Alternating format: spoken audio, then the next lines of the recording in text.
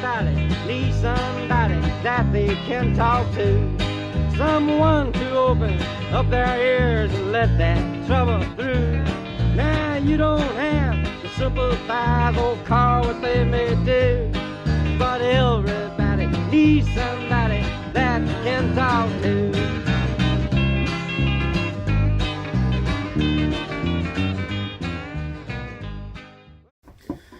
Hello vinyl community, this is Mike with TCAT's Deep Vinyl Tracks, and I'm here to do my third episode of Deep Random Tracks, or Random Deep Tracks Reviews. I can't even remember the name of it.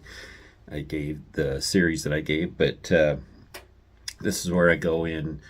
I have Discogs randomly select an album out of my collection and do a review on it. So the last time I did one of these, I showed that I went into Discogs, hit the random button, and the album John Prine's second album, Diamonds in the Rough from 1972, came up.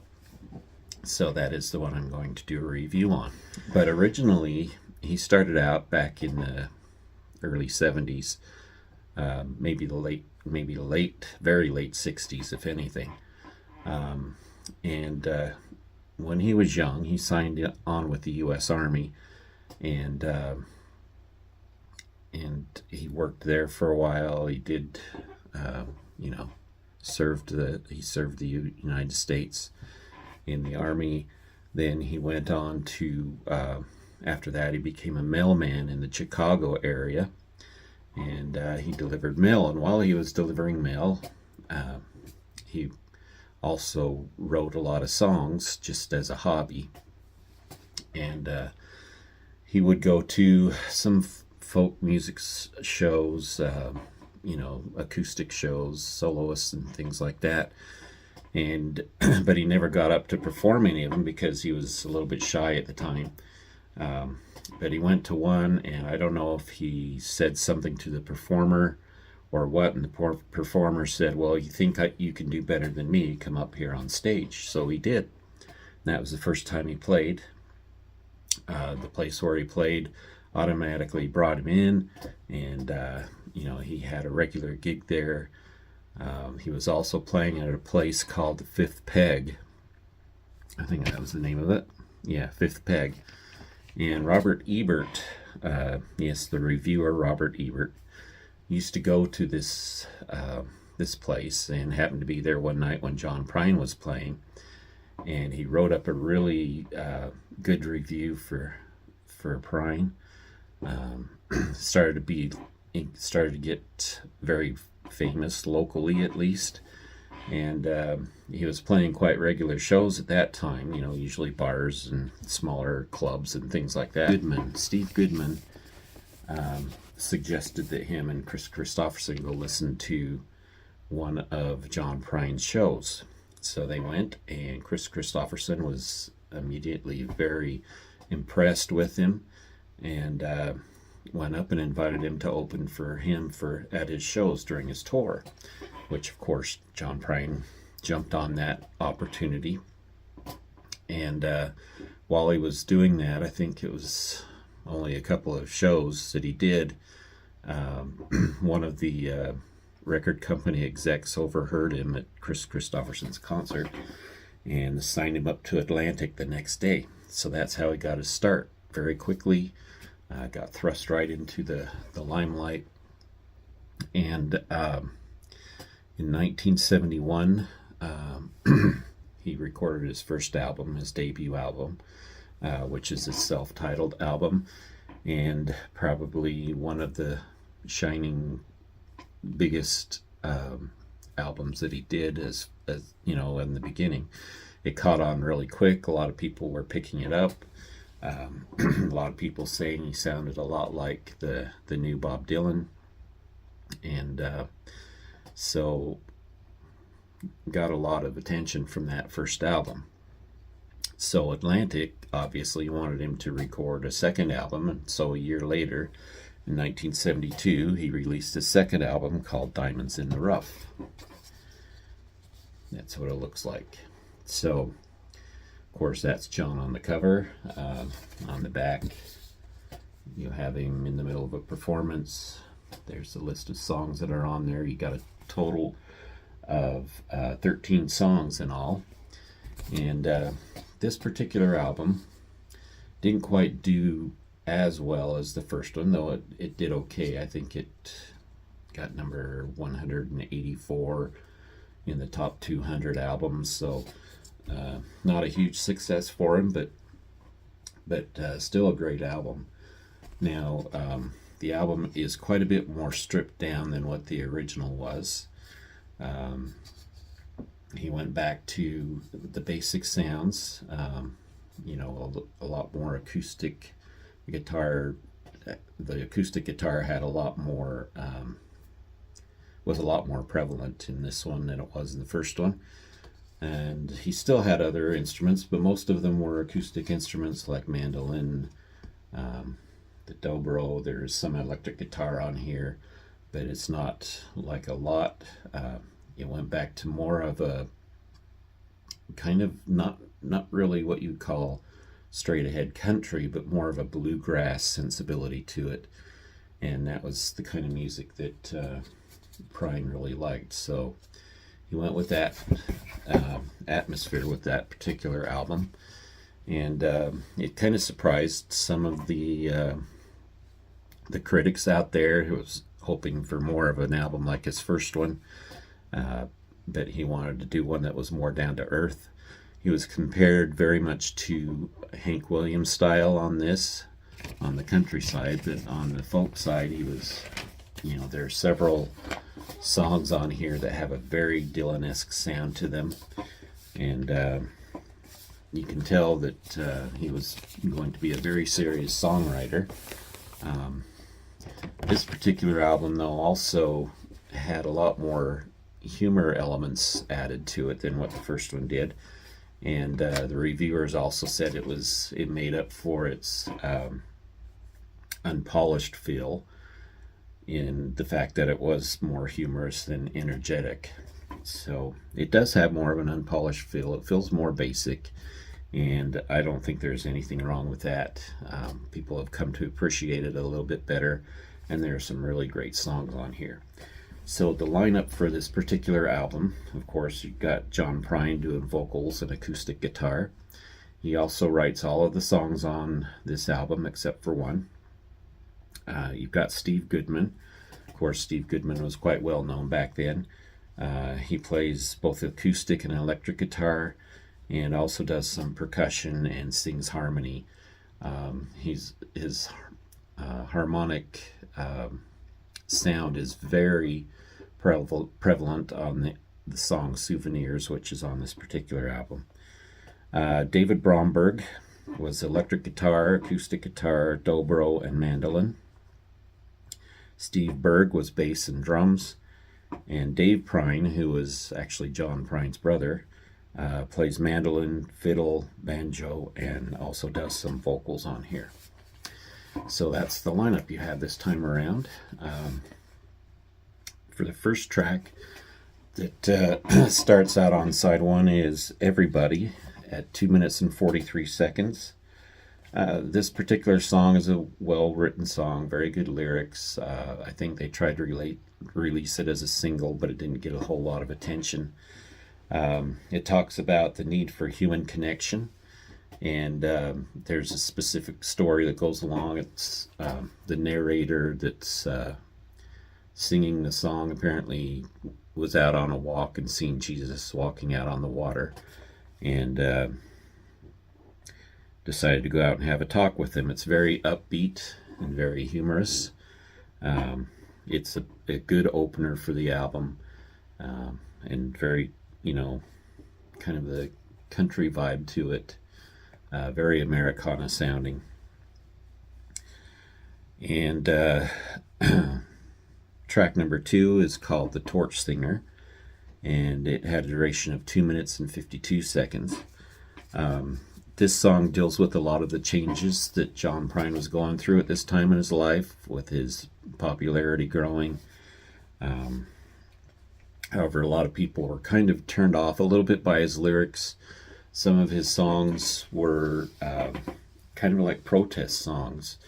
So that's why I think personally why he didn't make it very big on the country circuit, but he was more considered of a folk artist because, you know, of his protest songs, some anti-war songs, and that having fought in the war, he definitely had the right to make songs about that. But track number 2, like I said, The Torch Singer, talks about the changes that he's going through and the way he's dealing with popularity. It's a mid-tempo song, has a very hard waltz beat to it.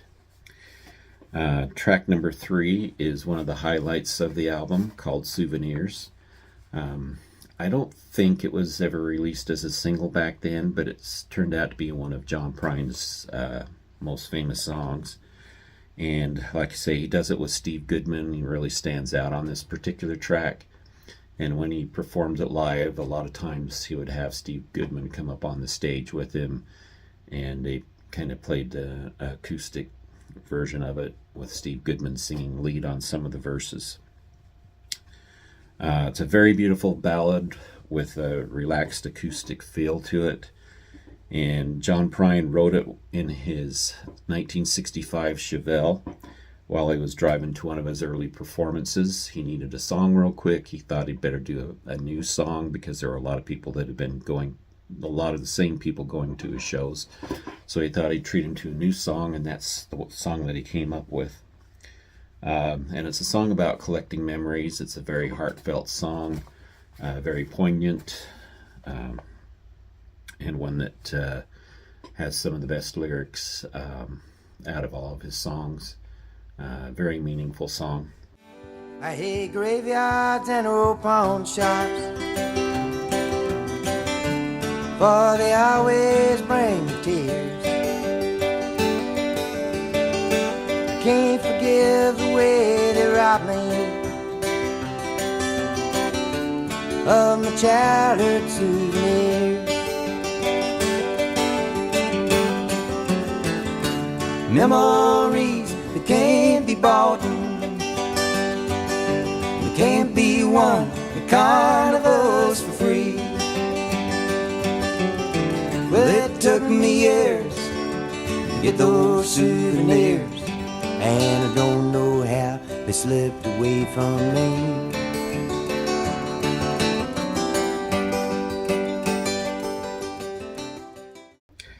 Track number 4 is called The Late John Garfield Blues, and it has a duration of 3 minutes and 2 seconds.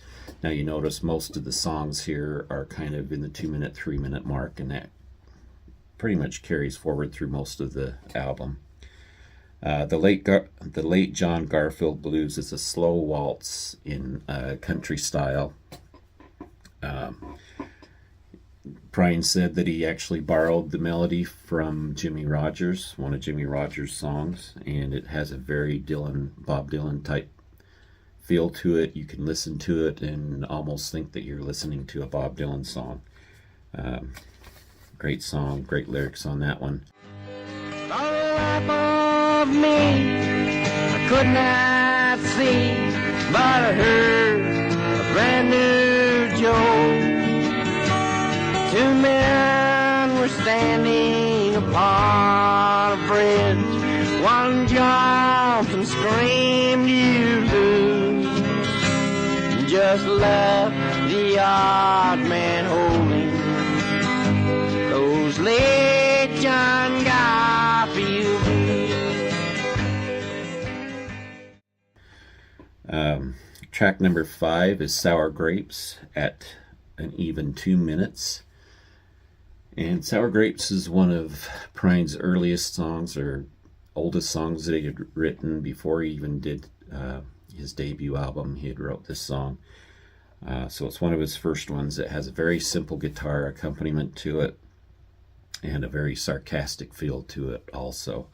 It doesn't stand out a lot, but there's plenty on here that does. And it's not like it's a bad song. It's just there's so many other great songs here.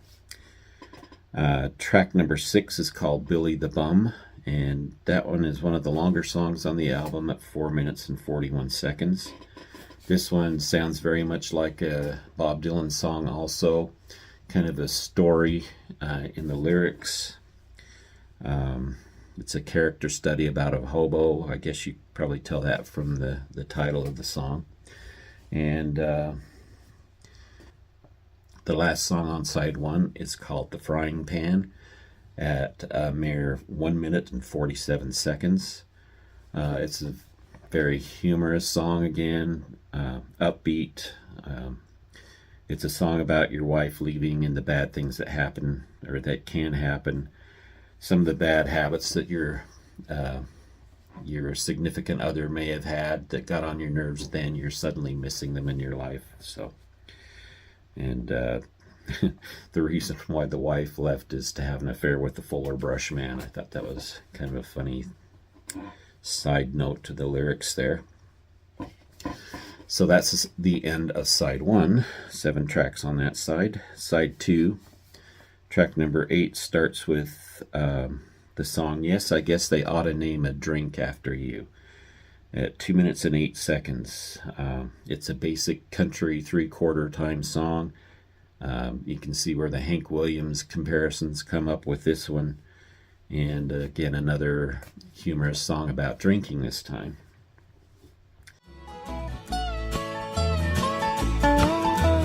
If this date were to be our last, I'd never sit down this glass. It'd take all the booze in the world to forget you. You've left my heart a vacant lot.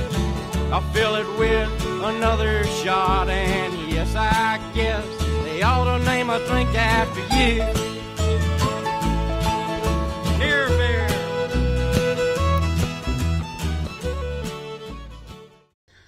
Track number 9 is called Take the Star Out of the Window, and this is where you get to some of the better songs on the album. Very meaningful lyrics on this one, and it has a duration of 2 minutes and 6 seconds. Great song, serious song about a Vietnam veteran.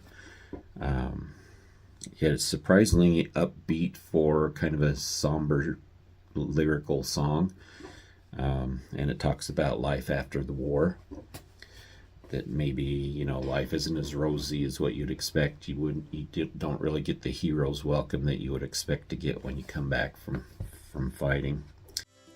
Robert was a sailor all the best years of his life. His captain was his mother and the ocean was his wife. Only fresh out of the cradle, life's one and only spring. He was sworn to do his duty and got blood on his high school ring. And it's a hello California, hello Dad and Mom. Ship ahoy, your baby boy is home from Vietnam. Don't you ask me any questions about the medals on my chest. Take the star out of the window and let my conscience take a rest.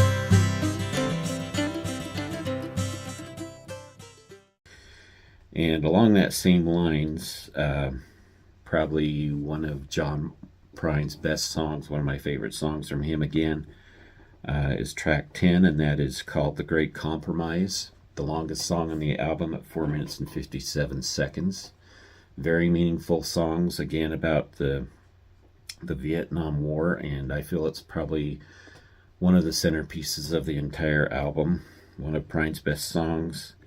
It's a basic melody, but the lyrics are everything about this particular song. They're very deep, heartfelt lyrics about broken dreams and unrealistic fantasies that you may have about being somebody in the army, somebody coming home from war. Again, sounds like something Bob Dylan would write almost, except for the fact that you got somebody here that has experience from being involved in war. But very smart and touching, like a lot of Bob Dylan songs are. Like I said, it's an anti-war protest song. This one probably more than any of them. And he kind of compares in this particular song he compares the U.S. to a girl that he's dating. He doesn't know what to do with her and doesn't know how to act around her. So the girl he sings about in this song is representative of America, and it really hits home even now. I believe the song's aged very well, along with the lyrics and everything.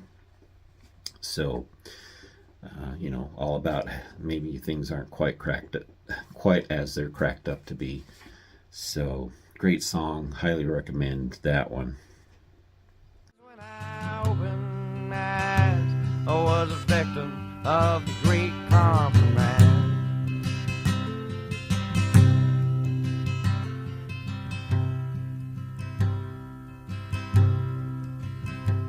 Well, I could have beat up that fella, but it was her that had hopped into his car. And many times I fought to protect her, but this time she was going too far. Now some folks, they call me a coward,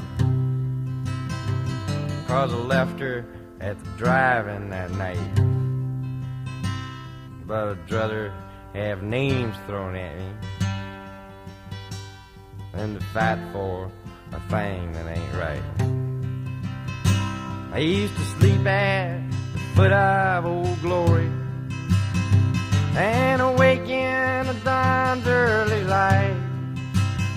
But much to my surprise, when I opened my eyes, I was a victim of the great compromise.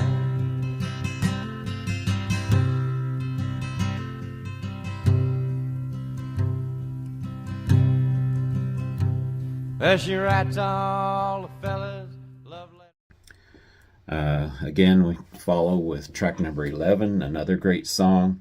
This one is called Clocks and Spoons at 3 minutes and 10 seconds. It's a very nice, deeply felt song. Again, deep lyrics, great sound. It has surprisingly some extended acoustic bridges between the verses on this one. And again, it's another song all about broken dreams. So, very great, meaningful song. Great lyrics on this one. What a way to end the day, by turning out the light. Shoot the moon right between the eyes. I'm sending most of me to sunny countryside.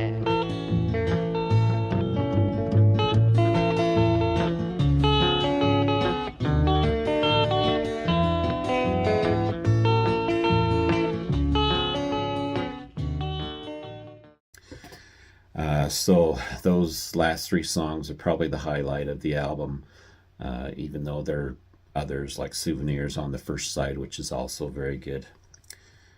Track number 12 is Rocky Mountain Time, is the name of it, and it's 3 minutes and 3 seconds. It's about somebody moving to a new part of the country that they're not used to with the hope of a better life, and it also tells about being far from home and the loneliness you feel from that. The last track of the album, track number 13, is Diamonds in the Rough at 1 minute and 49 seconds. It caps off the album quite well. It is the only song on the album not written by John Prine.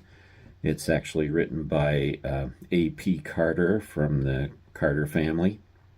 Of course, Johnny Cash was involved with the Carter family, and you can tell from the way it is, it's kind of a gospel song. There's no instrumental accompaniment to this. It's all a cappella with some great harmonies sung between all of the vocalists on this particular record. Like I say, it has a nice gospel feel to it. It really wraps up the album quite well, I think, and makes for a good album. Well-rounded out album.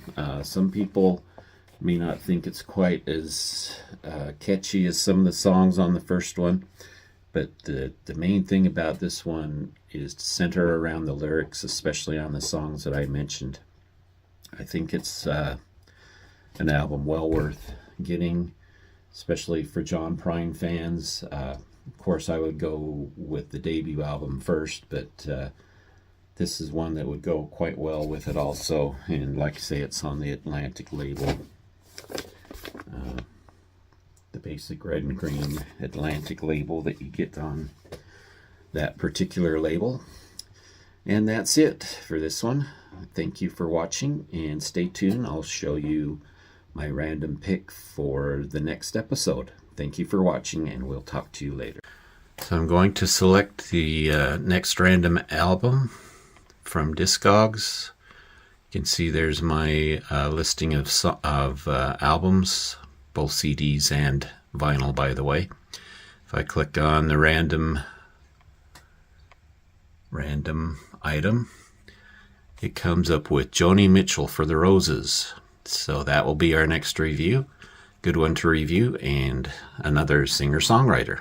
So thank you for watching.